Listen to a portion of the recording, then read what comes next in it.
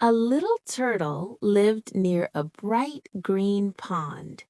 He was slow, but very kind.